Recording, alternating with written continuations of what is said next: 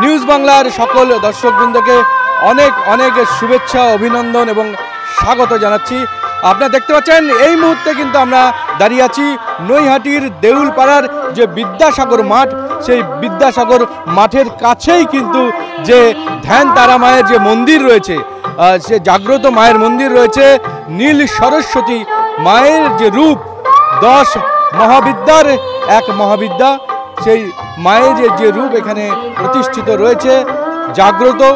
এবং সেখানে কিন্তু আজকে এই অমাবস্যা তিথিতে কিন্তু এখানে মহা সমারোহে কিন্তু আয়োজিত হচ্ছে এখানকার মায়ের প্রতিষ্ঠা অনুষ্ঠান বা প্রতিষ্ঠা দিবস।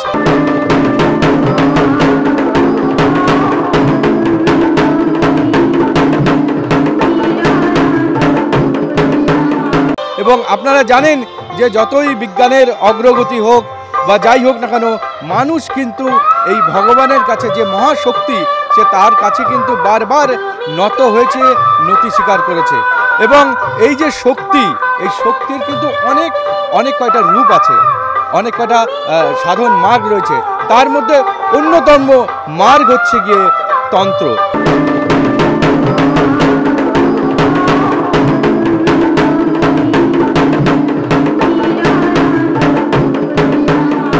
অনেকে তন্ত্রকে তাচ্ছিল্যভাবে নেন, বলেন যে তন্ত্র এই ঝাড়ফুঁক এসব কিছু হয় না। কিন্তু মূল বিষয়টা হচ্ছে, যদি সেরা তান্ত্রিকের কাছে যাওয়া যায়, যদি সেরা সাধকের কাছে যাওয়া যায়, তাহলে কিন্তু বোঝা যায় যে তন্ত্রের মধ্যেও কিন্তু মহা ক্ষমতা রয়েছে। আমরা তন্ত্রকে বিশ্বাস করি না অনেক সময় এই কারণে যে যিনি এই তন্ত্রটা আমাদের বোঝান, তিনি নিজেই হয়তো তন্ত্রটাকে সেভাবে সাধনা করে অর্জন করেননি। এবং এই তন্ত্রের যে বিদ্যাটা, এটা কিন্তু পুরোটাই উপলব্ধির ব্যাপার। এবং সাধক এবং যিনি সাধনা করছেন যে মায়ের, তার কিন্তু দুজনের নিজেদের ব্যাপার। এখানে কিন্তু বাহ্যিকতার কোনো জায়গা নেই। এবং আমরা বিভিন্ন ক্ষেত্রে দেখতে পাই যে যারা তন্ত্র সাধক থাকেন, তারা বিভিন্ন রকম বুজরুকি দিয়ে মানুষকে ভুল বুঝিয়ে, যেহেতু এখানে আস্থা একটা বড় বিষয়, সেই জন্য ভুল বুঝিয়ে কিন্তু মানুষকে বিভিন্নভাবে ডাইভার্ট করার চেষ্টা করেন। তো আজকে কিন্তু আমরা এখানে এসেছি এবং এখানকার যিনি সাধক মিহিরানন্দ, উনি কিন্তু নিজে সাধন বলে সেই শক্তিকে অর্জন করেছেন। এবং উনি সেই শক্তিকে কখনোই অপব্যবহার করেন না। উনি কখনো বলেন না যে আমি এটা করে দেবো, আমি ওটা করে দেবো। এবং তার এই তপ বলে তিনি অনেক অসাধ্যকে সাধন করেছেন, যেটা আমরা এখানে এসে লোকমুখে শুনতে পাই। এবং একই সঙ্গে আজকে এই যে পুজোর দিনে আপনারা দেখতে পাচ্ছেন অগণিত ভক্ত কিন্তু এখানে এসে উপস্থিত হয়েছে। এবং একই সঙ্গে এখানে কিন্তু একটি এই উপলক্ষে মেলারও আয়োজন করা হয়েছে। একই সঙ্গে চলছে বিশ্ব শান্তি যজ্ঞ, অর্থাৎ বিশ্বের মঙ্গল কামনা, সকলের মঙ্গল কামনার্থে শান্তি যজ্ঞ, এবং সেই যজ্ঞের প্রস্তুতি চলছে। এবং মায়ের পুজো, একই সঙ্গে প্রসাদ বিতরণ। আমরা আজকে এখানে এসেছি এবং এই যে মহাযজ্ঞ এবং এই যে মহা অনুষ্ঠান, মহাপুজো, তার সাক্ষী কিন্তু আজকে নিউজ বাংলা থাকবে এবং আপনারা থাকবেন।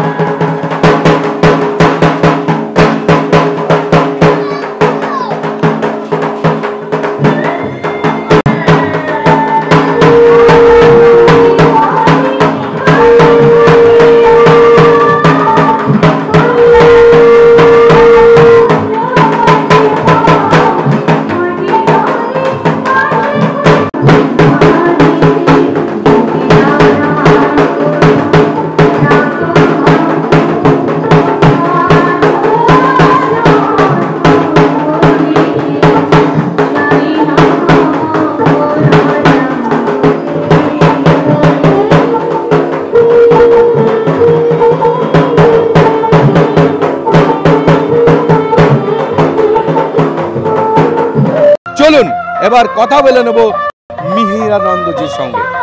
হ্যাঁ, কিভাবে তিনি অসাধ্য সাধন করেন এবং তিনি কিন্তু বলেন আমার কোনো শক্তি নেই, যা শক্তি মায়ের।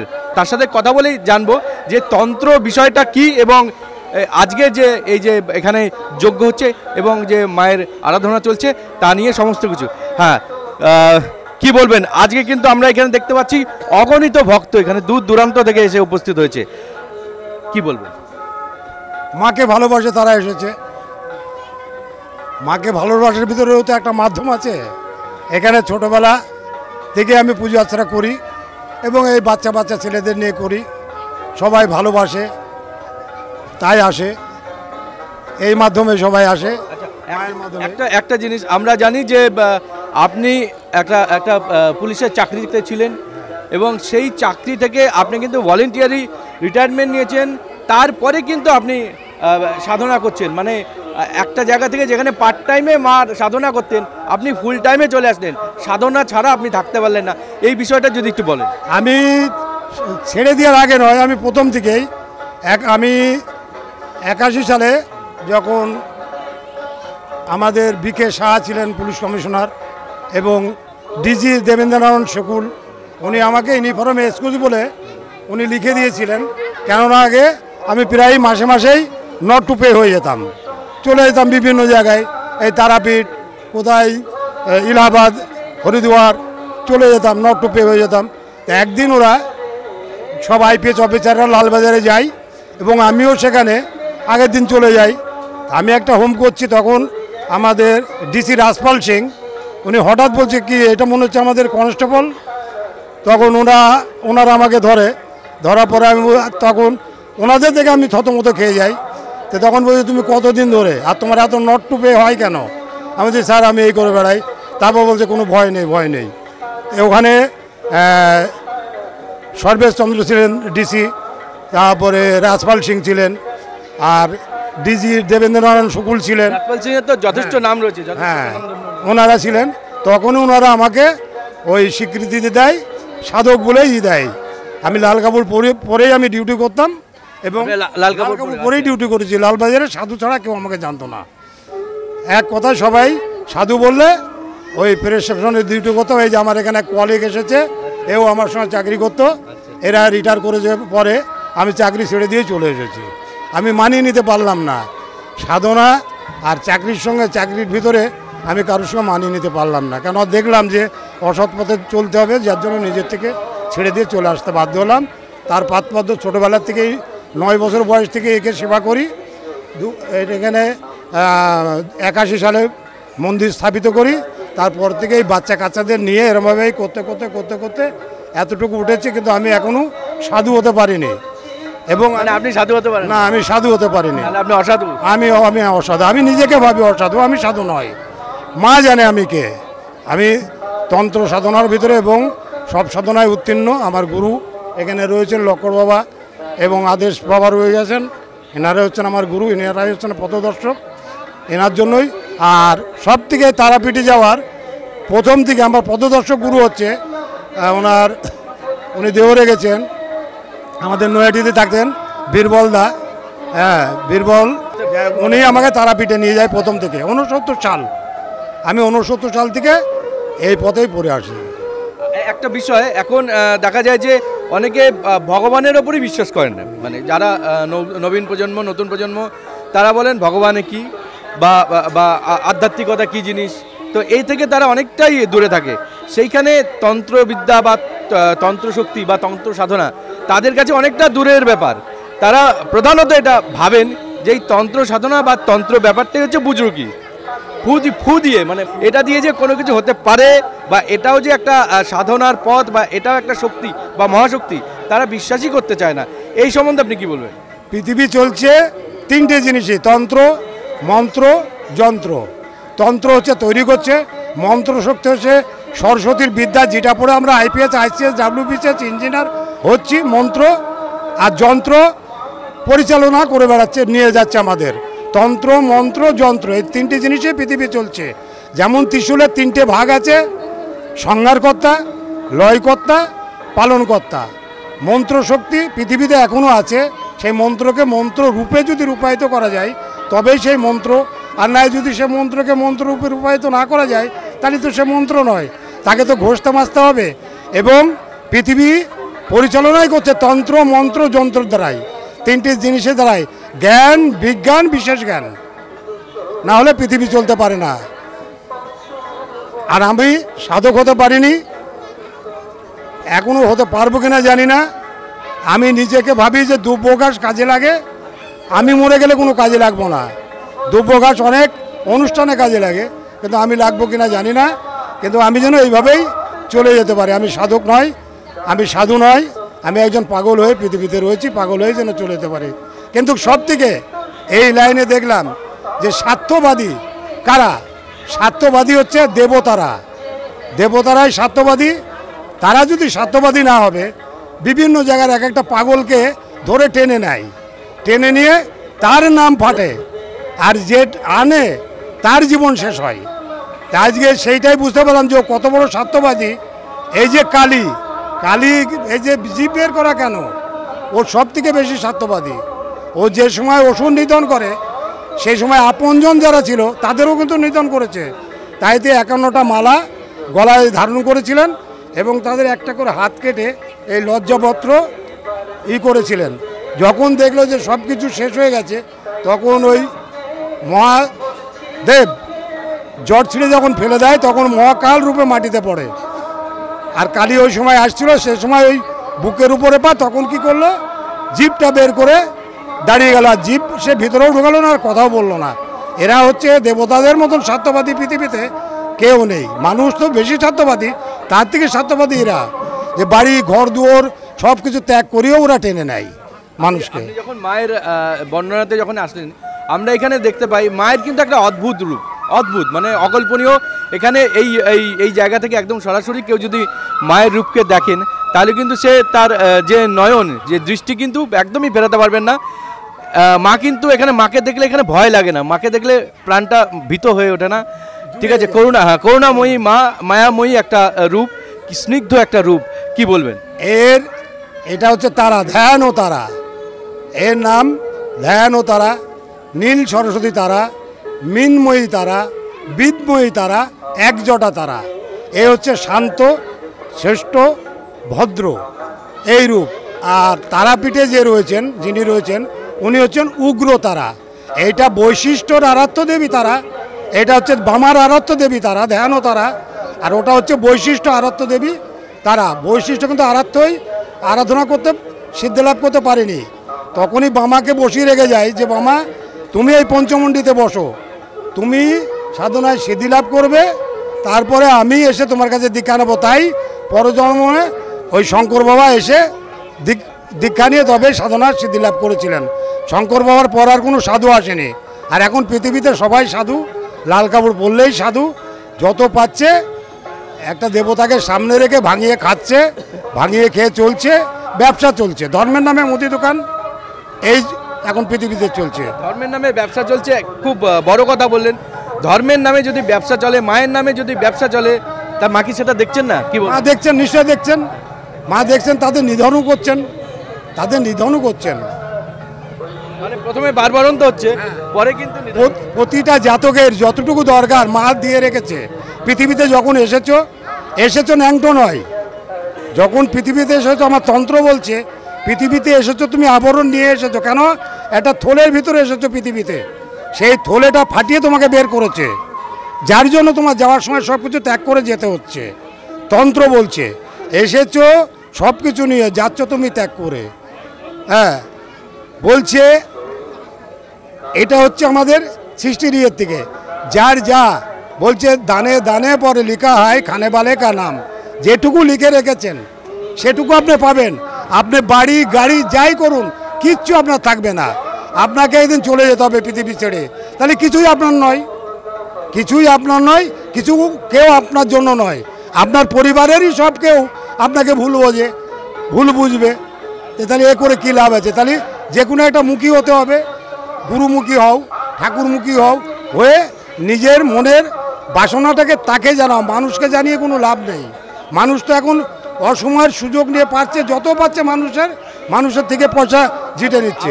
আমরা একটা জিনিস জানি বা শুনেছি আমরা যে তন্ত্র মতের মধ্যেও কিন্তু অনেক মত আছে, অনেক ভাগ আছে, শাখা প্রশাখা রয়েছে। আপনি কোন মানে মতে বা কোন? আমরা অঘরী মতে, অঘরী মত। আমি কিনারাম ঘরানা যোশী মঠের। আমরা হচ্ছি সরস্বতীর ঘরানা, বলছে গিরি পুরী ভারতী সরস্বতী। আমি সরস্বতী ঘরানার, এবং আমার অভিষেক এবং স্বার্থবেশিক করে কাপড় পাওয়া। আমি লাল কাপড় কিনে পড়িনি, এটা সাধুর সমাজ থেকে আমাকে দিয়েছে। আমার নিজের অভিষেক করে আমি এই পথে আমি এসেছি। আজকে যে মূল অনুষ্ঠান বা মায়ের যে আরাধনা, এটা মানে কি উদ্দেশ্য এবং যজ্ঞ আপনি করছেন? এটা আমি দশের মঙ্গল, দেশের মঙ্গল, সকলের মঙ্গলের জন্য আমি এটা করি। দশম মহাবিদ্যার, এটা হচ্ছে দশম মহাবিদ্যার হোম, এবং আমি এটা সকলের ইয়ের জন্য, মঙ্গল কামনার জন্য আমি এই হোমটা করি এবং করে আসছে। এই 49 বছর পূর্ণ হচ্ছে, সামনের বছর 50 বছর হবে।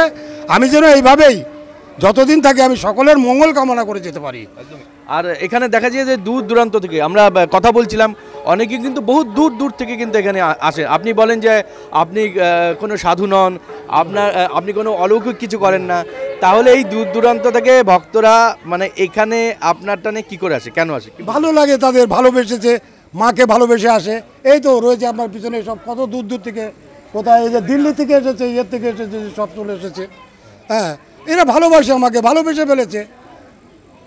কেন ভালোবেসেছে তা জানি না। আমি কাউকে কিছু দিতেও পারি না, হয়তো একটু সৎ উপদেশ দিতে পারি, তাছাড়া আমি কিছু করতে পারি না। আর ওই মায়ের পায়ের একটা ফুল তুলে হয়তো দিলাম, এই নিয়ে যা, হয়তো তাদের ভালো লেগেছে। এই যে এই মেয়েটা দিল্লি থেকে এসেছে, এরা সব ইয়ের থেকে এসেছে, সব বাইরে থেকে এসেছে। আমি অনেক মানে নতুন প্রজন্মের মানে অল্প বয়সীদেরও দেখছি, তো তারাও কিন্তু এই তন্ত্র বা এর আশ্রয় নিচ্ছেন এবং তাকে বিশ্বাস করছেন বলেই তারা আসছেন। অতি উত্তম তন্ত্র সাধনা হচ্ছে অতি উত্তম জম নিয়ম মেনে সাধনা। এই সাধনা যদি করা যায়, এতে কোনো আচার বিচার কিছু নেই, এর কোনো আচার বিচার নেই। ওই যে সৎ অসুদ বলে কিছু নেই। সবাই বলে কি আমরা কুসংস্কারে পড়ে রয়েছি, মন্দিরে যাব, এই খেয়ে এসেছি। আমার তন্ত্র বলছে না, আমার মা বলছে না, সন্তান মায়ের কাছে সমান।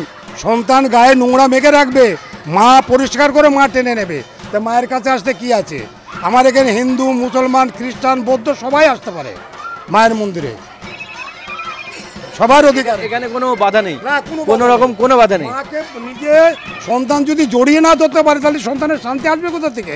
আমি বলি মাকে জড়িয়ে ধর, মার পায়ে হাত দিয়ে প্রণাম কর, বাবা তোরা এসেছিস, মাকে জানা, আমাকে জানাস না, আমি কেউ নয়, আমি নগণ্য। আমি এখনো বলি আর বলে যাব সারা জীবন। মানে এক অদ্ভুত কথা শুনলাম। আমরা জানি যে এই মানে বিশেষত এই শক্তি আরাধনাতে এবং এই তন্ত্রবিদ্যাতে অনেক বাদ বিচার, অনেক কিছু রয়েছে, অনেক নিষেধ আরোপও থাকে, এইখানে যাবেন না, এই করবেন না, অনেক কিছু। তো আপনি কিন্তু সকল বন্ধন থেকে কিন্তু মুক্ত করে দিয়ে শুধুমাত্র মায়ের প্রতি যে তার সমর্পণ, সেটাকে কিন্তু আপনি মা এবং সন্তান এর মাঝখানে অন্য কোনো বাধাকে আপনি রাখছেন না। এটা একটা আমরা বলবো, আমরা এরকম শুনিনি। তো কি বলবেন? আমি বাধাকে আমি এই করে চলতে চাই যে এই কুসংস্কারকে আমি সম্পূর্ণ কুসংস্কার, ওটাকে আমি মানতে চাই না, মানতে পারি না। এখানে যজ্ঞ কখন কি শুরু হবে? এই যজ্ঞ কতক্ষণ চলবে? যজ্ঞ চলবে কাঠ রয়েছে যতক্ষণ। এই দেখুন শ্মশানের মহাকাশটা আনা হয়েছে, শ্মশানের কাঠ। শ্মশানের কাঠও আনা হয়, প্রতি বছরই আনা হয়। এবং প্রথম থেকে আমার গুরু ছিলেন, যিনি গুরুই এখানে যেদিন থেকে হোম শুরু হয়েছিল, সেদিন থেকে মহাকাশ দিয়ে আমাদের হোম আরম্ভ হতো। মহাকাশটা কিসের জন্য আনা হতো আমি গুরুকে জিজ্ঞেস করেছিলাম। আমি না জিজ্ঞেস করে কোনো কাজ, আমার মনে যদি যেটা লাগতো সেটাই আমি করতাম। এখানে আমার শোল মাছ আহুতি হবে, দেখবেন শোল মাছ দেবো, এখানে শোল মাছ পর্যন্ত আহুতি হবে। আমার গুরুকে জিজ্ঞেস করলাম মহাকাশটা কেন আনবো আমি এখানে, আমি তো গ্রামে রয়েছি। তো বলছে ওরে পাগল, যখন তুই পুজো করছিস, এটা বিজবন মাঠ, এটাকেই তোকে এই হোমকুণ্ডিটা এটাই শ্মশানে পরিণত করতে হবে, যার জন্য মহাকাষ্ট লাগে। এবং দশের মঙ্গল, দেশের মঙ্গল, সকলের মঙ্গলের জন্য মহাকাষ্ট ছাড়া হোম হয় না। এখন উনি জীবিত আছেন, 151 বছর বয়স, এখন উনি হেঁটে চলে বেড়াচ্ছেন। আচ্ছা, এখন দেখা যাচ্ছে তো বিভিন্ন যে শ্মশানগুলো, মহাশ্মশানগুলোতেও দেখা যাচ্ছে যে কাঠের যে প্রচলন, সেটা কিন্তু চলে যাচ্ছে। তাহলে সেই ক্ষেত্রে এই মহাকাষ্ট বা যাই বলেন, এগুলো থাকবে, যুগ যুগ ধরে থেকে আসতে থাকবে। যতই ইলেকট্রিক পদ্ধতি হোক আর যাই হোক, এগুলো থাকবে। এগুলো বিলীন হবে না, কখনো বিলীন হতে পারে না।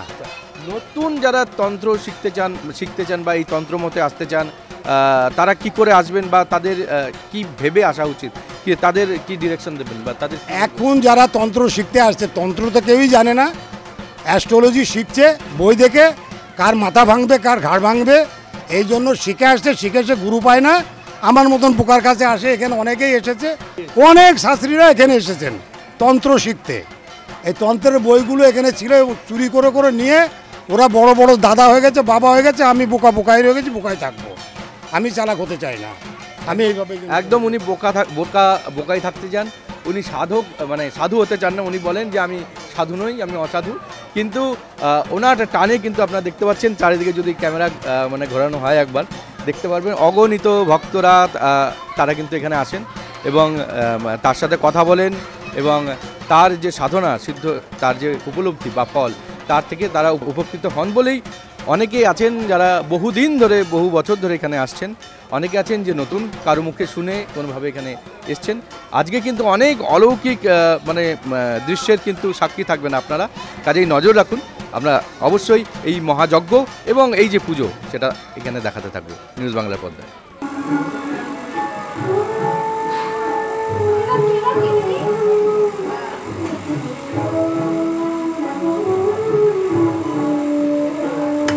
জয় মা, জয় মা।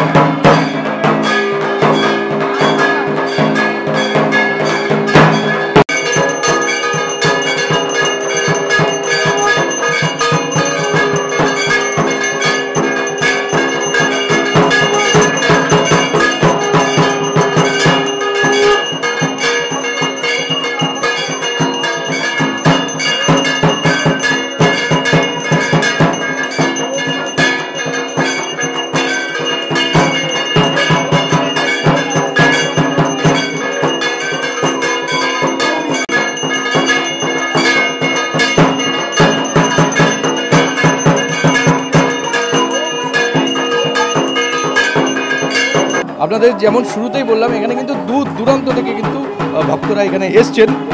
তো এখানে একজন এসছেন যিনি কিন্তু সুদূর দিল্লি থেকে। হ্যাঁ, আপনার নাম? তিয়াশা কর্মকার।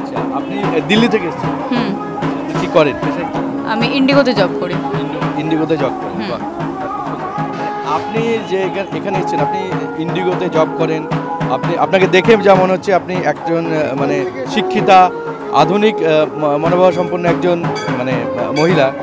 তো কি বলবেন, আপনি এই সমস্ত ধর্ম বলুন বা তন্ত্রমন্ত্র যাই বলুন, এতে বিশ্বাস করে আপনি এখানে এসেছেন, এই সম্বন্ধে আপনার কি অভিমত?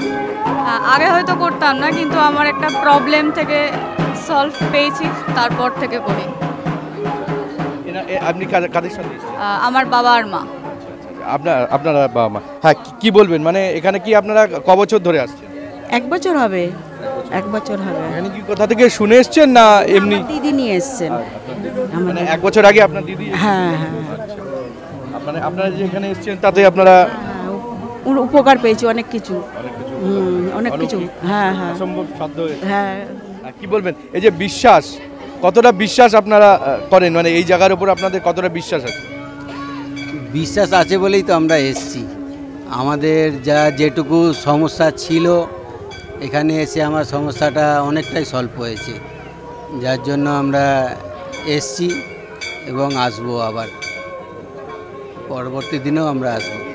আচ্ছা, আপনি কি মানে এই যে এসছেন, নিশ্চয়ই ফ্লাইটে এসছেন, তো ফ্লাইটে এসে কি এখানে স্টে করলে? আপনাদের বাড়ি কোথায়?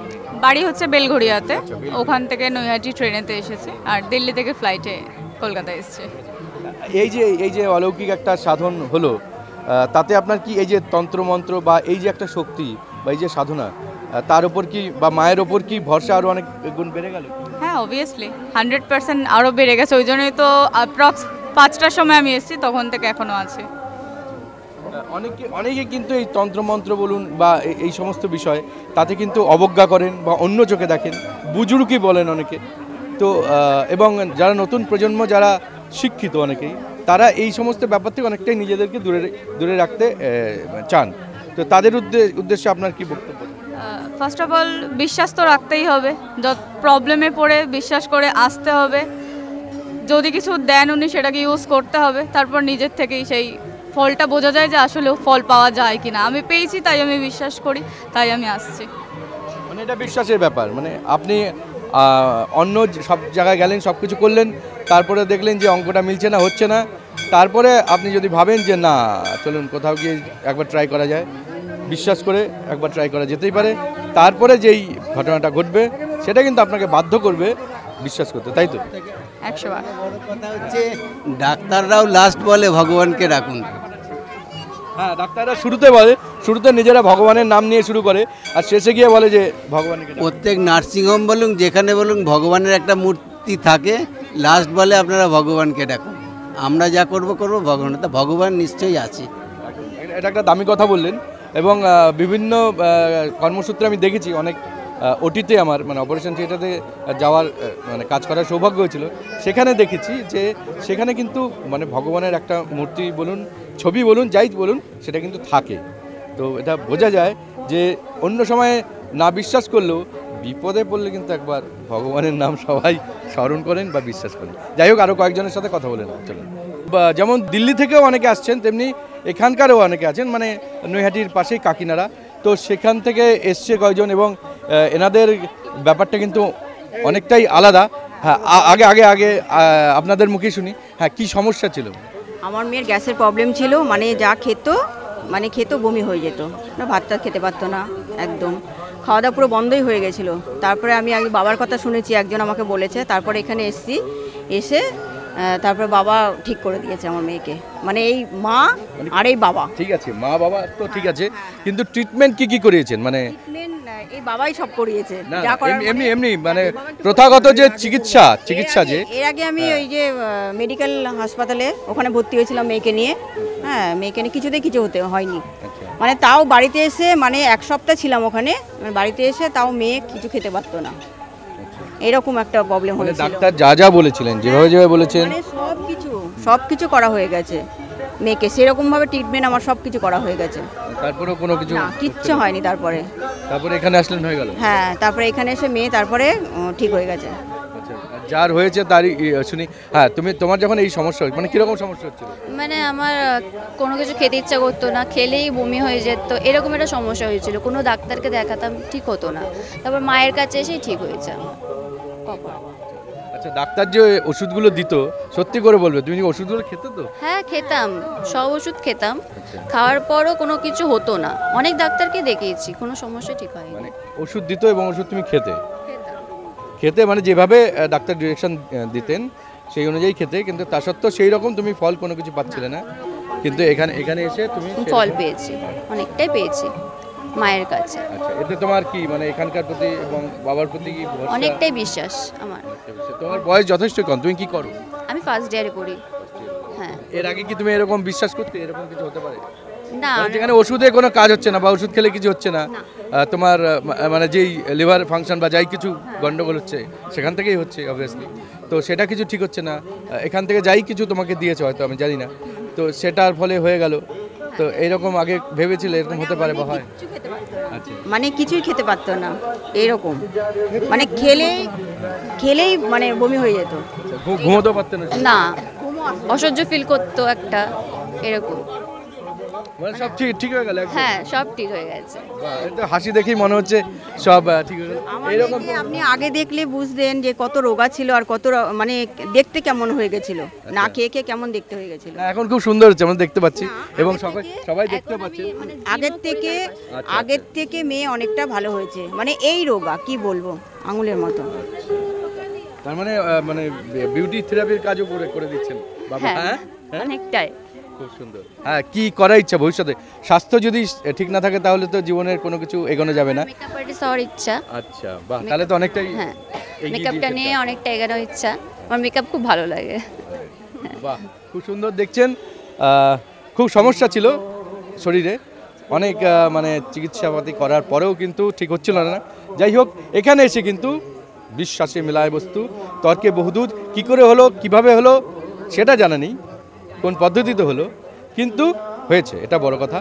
আরও কয়েকজনের সঙ্গে কথা বলে নেব, চলুন।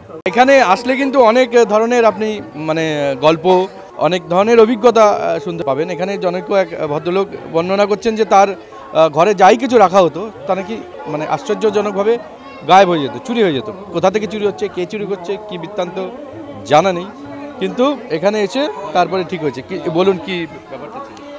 একটা অঘটতান্ত্রিক আমার বাড়িতে ঢুকেছিল, অঘটতান্ত্রিক এসে একটা মাদুরি আর কতগুলো সাদা সর্ষে আর 5টা শুকনো লঙ্কা রেখে গেছিল লুকিয়ে। লুকিয়ে তারপর আমার সাথে একটা আলো জ্যোতি ঘরের মধ্যে ঢুকে, মানে বিরাট বড় আকারে। তারপর থেকে ঘরের থেকে সোনা, টাকা পয়সা যা নিয়ে রাখি সব চুরি হয়ে যায়। তারপর মিহিরদার কাছে আসি, মিহিরদা সেই জিনিসটাকে একদম পার করে দেয়, এখন আর চুরি হয় না, এখন সব ঠিক আছে। হ্যাঁ। তাহলে মানে আপনার এই মেয়েদা আপনি যাকে বলছেন, তো সেই বাবার কাছে এসে সব ঠিকঠাক হয়ে গেছে, এখন কোনো সেই রকম কোনো সমস্যাটা ঠিক হয়েছে। তো অনেক ধরনের মানে অনেকের আস্থা থেকে অনেক কিছুই হয়েছে দেখতে পাচ্ছেন। আরও কয়েকজনের সঙ্গে কথা বলিনি, কয়েকজন আরও যারা দূর থেকে এসছেন তাদের সঙ্গে চলুন। বেলুর মঠ থেকে এখানে একজন এসছেন। হ্যাঁ, আপনার নাম কি? আমার নাম তাপসী দাস। মানে আপনি এখানে এসছেন এবং আমরা শুনতে পাচ্ছি আপনার কথা শুনে এখানে কিন্তু অনেকেই এসছেন, কি বলবেন? আমার কথা শুনে না আসেনি, আমি মানে এখানে প্রথমে মানে আমার এক বন্ধুর সাথে যোগাযোগ করে আমি এখানে এসেছি। তাই এখানে এসে আমি অনেক কিছু উপকার পেয়েছি, আমার বাড়ির লোকও পেয়েছে, আমি পেয়েছি, এমনকি আমার বোন, ভগ্নিপোত, তার মেয়ে, আমার ভাই, এদের সবারই উপকার। এবং এমনকি আমি যে নার্সিং ডিউটি করি সেখানে একটা বেবির মানে ওপেন হার্ট সার্জারির একটা অপারেশন ছিল, তখন তার বয়স ছিল 6 মাস। তা সব আমাদের এখানে কলকাতার সব ডাক্তাররা বলে দিয়েছিল যে ও আর বাঁচবে না, ওকে ভেন্টিলেশনে দিতে হবে, 1 মাস মতন থাকবে, বাঁচবে না। তো যাই হোক, দাদুর কাছে এসেছিলাম, মানে দাদুর সাথে ফোনে যোগাযোগ করে করে সব কিছুই করে। তা দাদু কথা দিয়েছিলেন যে বাচ্চাটা বাঁচবে, কোনো চিন্তা নেই, ভাবনা নেই। বছর বয়স না, ওর যখন অপারেশন হয়েছিল তখন ওর 6 মাস বয়স ছিল। 6 মাস ওপেন হার্ট সার্জারি হয়েছিল। 6 মাসের বাচ্চার ওপেন হার্ট সার্জারি, মানে আমি যেটা বলছি আপনি শুনতে পেয়েছেন? 6 মাসের বাচ্চার ওপেন হার্ট সার্জারি ব্যাঙ্গালোরে হয়েছে। ব্যাঙ্গালোরে নারায়ণী হসপিটালে হয়েছে। সেখানে আর একটা মিরাক্কেল হওয়ার কথা, মানে যে বাচ্চাটা যে অপারেশন হয়েছে, তা ওখানে বাচ্চাটা টাইম দেওয়া হয়েছিল ভেন্টিলেশনে 25 দিন থাকবে বলে। তা সেইখানে বাচ্চাটা 12 দিনে ভেন্টিলেশন থেকে নেবে চলে এসেছিল। সেটা দাদু বলেছিল যে কান্নাকাটি করিস না, তোর বাচ্চা খুব তাড়াতাড়ি শিগগিরই ও হবে, কিন্তু সেটা হয়েছিল। তার মা, বাড়ির লোক সবাই বিশ্বাস করে, এমনকি বাচ্চাটার যদি কিছু হয় সঙ্গে সঙ্গে দাদুকে ফোন করা হয়। সেই বাচ্চাটা কোথায়? বাচ্চাটার বাড়ি হলো হাওড়া কদমতলা। মানে সেই বাচ্চার এখন বয়স কত? এখন বয়স এই 1 বছর 1 মাস হলো। আমরা 3-4 মাস শুধু ব্যাঙ্গালোরে ছিলাম, মানে ব্যাঙ্গালোরে যে সাই বাবার আছে জানেন তো, ওখানে আমরা 1 মাস ঘুরেছিলাম। 1 মাস ঘুরে ওরা কোনো নিল না, দায়িত্ব নিল না, বলল যে আমরা পারবো না। তারপরে আমরা একদিন মাঠে বসে বসে ওই নারায়ণা হসপিটালে ডক্টর দেবশ্রী আছেন, ওনার ওখানে গিয়ে ওনাকে রিকোয়েস্ট করতে উনি অনেক কম, মানে 5-6 লাখ টাকা নেবে বলেছিল, অনেক কম করে সেখানে 3 লাখ টাকায় করে দিয়েছে অপারেশন।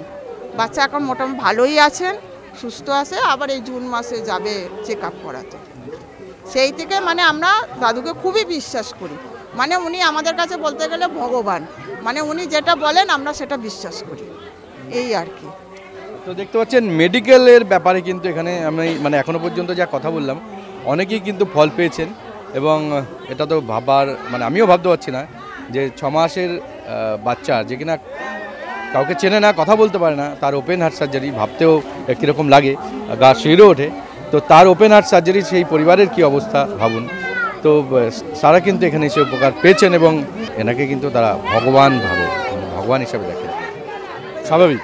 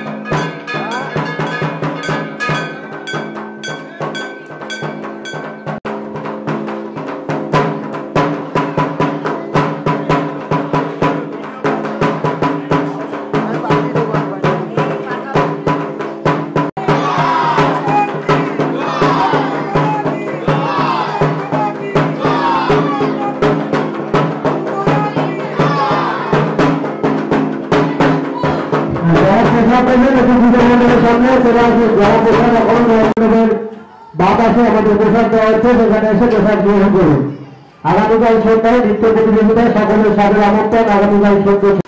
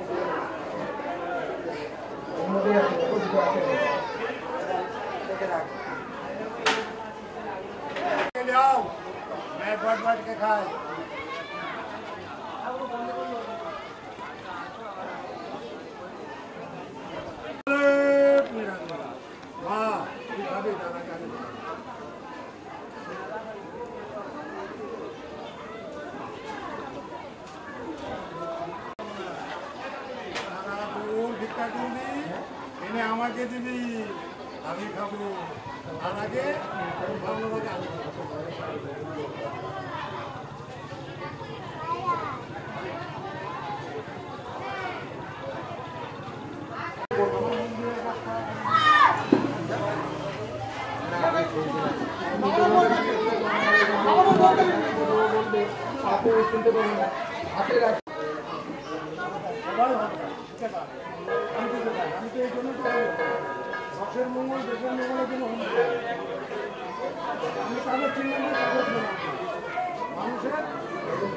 আপনারা দেখতে পাচ্ছেন বাইরে যেমন যজ্ঞ হচ্ছে, তেমনি কিন্তু ভেতরে কিন্তু মায়ের কিন্তু মাতৃ আরাধনা বা মায়ের পুজো কিন্তু হচ্ছে। ইতিমধ্যেই কিন্তু পুরোহিত মশাই এখানে চলে এসছেন এবং সাত্ত্বিক মতে কিন্তু এখানে এই যে মায়ের যে আরাধনা, সেই আরাধনা কিন্তু এখানে চলছে, সেটা দেখতে পাচ্ছেন। এবং এখানকার পুরোহিতের সঙ্গে আমি একটু কথা বলে নেব। হ্যাঁ, একটু যদি কথা বলা যায়, কি বলবেন মায়ের যে রূপ এবং মায়ের যে আরাধনা, সেই সম্বন্ধে যদি কিছু বলেন। এখানে মা তারাকে ধ্যান তারা রূপে আবাহন করা হয়। পুরো পুজোটাই এখানে হয়ে থাকে সাত্ত্বিক মতে। এটা বহুদিন ধরেকার পুজো। এখানে বর্তমানে পুজোটা যতদিন আমাদের প্রচেষ্টায় পাড়া প্রতিবেশী, প্রত্যেক জনসাধারণ এবং এই মন্দিরের প্রতিষ্ঠাতা মিহিরানন্দ স্বামী, মিহির কাকু আমাদের সবার প্রিয়, তার প্রচেষ্টায় পুজোটা আমরা করছি। আমরা চেষ্টা করি পুজোটা আরও যেন বড়ো হয়। এবং এখানে কিন্তু মা কিন্তু যথেষ্ট জাগ্রত আমরা দেখতে পাচ্ছি। দূর দূরান্ত থেকে কিন্তু মায়ের ভক্তরা এখানে এসে হাজির হয়েছে। কি বলবেন? আমাদের পুজো যত দিন যাচ্ছে তত ভক্তের সমাগম বেড়েই চলেছে। বর্তমান কয়েক বছর করোনা পরিস্থিতিতে পুজোটা কিছুটা ছোট হয়ে গেছে। পূর্বে এই পুজো আরও মায়ের 10 মহাবিদ্যা রূপে তারা আবাহন করা হতো। এখন শুধু একটা রূপকে আমরা এখানে আবাহন করছি, তারা রূপকে। আগে বিগত দিনে এখানে এই বিদ্যাসাগর মাঠ সংলগ্ন এলাকায় 4-5 দিন ধরে মেলা বসতো। সেটা করোনা পরিস্থিতিতে সেটা ছোটো হয়ে গিয়ে সংক্ষিপ্ত হয়ে গেছে। আমাদের যে প্রচেষ্টা আছে যে বিগত দিনে এটাকে আরও বড় করার। পুজো যত বড় হবে তত আমাদের যেন প্রচার বাড়ে, ভক্তরা যেন এখানে আসেন, তাদের যেন মনস্কামনা পূর্ণ হয়, এটাই আমরা কামনা করব। একদম। আরেকটা বিষয়, সেটা কিন্তু মায়ের কিন্তু রূপ কিন্তু মানে অপূর্ব। কি বলবেন, একদম মানে মায়াময়ী মায়ের রূপ, একদম স্নিগ্ধ একটা রূপ। কি বলবেন এই বিষয়ে? এখানে মা তারার যে পুজো হচ্ছে, মায়ের যে মূল রূপ নীল সরস্বতী, সেই নীল সরস্বতী রূপেই তাকে এখানে আবাহন করা হয়েছে, করে তাকে ধ্যান তারা রূপে এখানে আবাহন করা হয়। সেই জন্য যেটা অনেকের ধারণা যে তারার যে তারাপীঠের আমরা তারা মার রূপ দেখে থাকি, তার সাথে এই রূপের কোনো মিল নেই। একদমই ঠিক আছে। কিন্তু মায়ের যে মূল রূপ, তারাপীঠের রূপ হচ্ছে বামদেবের স্বপ্নাদিষ্ট রূপ, আর এটা হচ্ছে দেবী 10 মহাবিদ্যার যে তারা রূপ, সেই তারা রূপে এখানে মায়ের আবাহন করা হয়ে থাকে।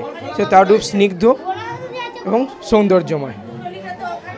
একদমই খুব সুন্দর দেখছেন, নিষ্ঠা ভরে ভক্তি ভরে কিন্তু এখানে সমস্ত আচার নিষ্ঠা এবং রীতিনীতি মেলে কিন্তু এখানে দেখতে পাচ্ছেন যে মায়ের যে আরাধনা, সেই আরাধনা কিন্তু করা হচ্ছে। এবং এখানে যারা রয়েছেন মহিলারা, তারাও কিন্তু এই যে পুজো, এই পুজোতে কিন্তু নিজেরা কিন্তু সহযোগিতা করেন, সাহায্য করেন এবং সবাই মিলে কিন্তু এই মায়ের আরাধনায় কিন্তু মেতে ওঠেন। আপনারা দেখতে পাচ্ছেন সেই ছবি। সাত্ত্বিক মতের এই পুজো। বহু দূর দূরান্ত থেকে কিন্তু এখানে ভক্তরা এসছেন, মায়ের ভক্তরা এখানে এসছেন কৃষ্ণনগর থেকে একজন। হ্যাঁ, কি বলবেন? আমি কৃষ্ণনগর থেকে এসেছি, নদিয়া কৃষ্ণনগর 73 থানা। আমি অ্যাকচুয়ালি মায়ের টানে এসেছি, এখানে আসলে আমার ভালো লাগে। এবার দিয়ে দুবার আসলাম এবং এসে বুঝতে পারলাম যে মন সত্যি ভালোই লাগে। মায়ের সামনে আসলে মায়েকে প্রণাম জানালাম, যতটুকু পারলাম দিলাম এবং গুরুদেবকেও প্রণাম করলাম। গুরুদেব নিমন্ত্রণ করাতে আমি দুবার আসলাম পরপর, এরপর থেকে আবার আসবো। এখানে আসলে সত্যি ভালো লাগে, মন প্রাণটা খুব সুন্দর লাগে, এই জন্যই আমার আশা। সবচেয়ে বড় বিষয় হচ্ছে কি উনি কিন্তু কোনো আচার বিচার মানে বাধ্যবাধকতা হ্যান ত্যান এই সমস্তর মধ্যে কোনো থাকে না, এই সমস্ত উনি মানেন না। কোনো জাত ধর্ম এই সমস্ত উনি মানেন না। উনি মানুষটাই মেন মনে করেন এবং উনি যজ্ঞ করুক যাই করুন না কেন সবার শুভকামনার জন্যই করেন এবং কোনো ধর্মকে উনি সেভাবে গুরুত্ব দেন না। উনি মেন মানুষের শান্তি কামনার জন্যই যজ্ঞগুলো করেন এবং পুজো করেন। হ্যাঁ, এখানে ইছাপুর থেকে এসছেন কজন? হ্যাঁ, কি বলবেন, মানে এখানে এসে কেমন লাগে? ক বছর ধরে আসছে? এই নিয়ে 2 বছর ধরে আসছি, খুবই ভালো লাগছে, খুবই সুন্দর পুজো হয়। এখানে যেই জন্য আপনাদের মানে যেই মনস্কামনা নিয়ে আসা তা কি পূর্ণ হয়েছে? হ্যাঁ, যেটা যখন মানত করেছি মায়ের কাছে সেটাও পূর্ণ হয়েছে। কেউ সন্তানের জন্য, কেউ ইসের জন্য, যে যেটা কামনা করছে সেটাই হচ্ছে। আপনাদেরটাও হয়েছে? হ্যাঁ, আপনাদের মনস্কামনা? হ্যাঁ। এখানে যে গুরুদেব যা বললেন যে উনি কিন্তু কোনো ভেদাভেদ কারোর মধ্যে করেন না, উনি কিন্তু কোনো মানে সেই রকম করে বাদ বিচার এই সমস্ত কিন্তু উনি তোয়াক্কা করেন না। কি বলবেন তার মানে উনি কীরকম লোক? মানে উনি তো খুবই ভালো মানুষ, ঠিক আছে। 2 বছর ধরে দেখছি ওনাকে, আমি নিজের দাদুই মনে করি, ঠিক আছে। উনি খুবই ভালো, সবাইকে খুবই ভালোবাসে। মানে আমরা তান্ত্রিক বলতে যেরকম একটা বুঝি যে উগ্রমূর্তি বা একটা কীরকম রাগান্বিত হয়ে থাকেন সবসময়, ওনার মধ্যে কি সেরকম? না না, একদমই না।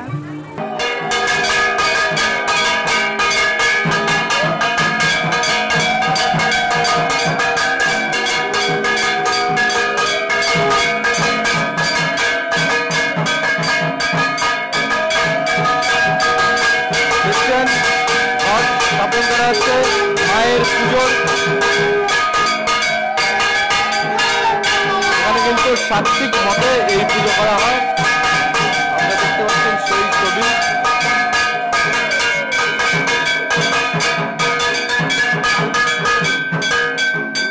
তো আরও কয়েকজনের সঙ্গে চলুন দেখি, কথা বলে নি। অনেকেই রয়েছেন এখানে ইতিমধ্যেই আমরা দেখতে পাচ্ছি। যদি একটু ক্যামেরাটা ঘোরাতে বলি। হ্যাঁ, প্রসাদ দেওয়া শুরু হয়ে গেছে।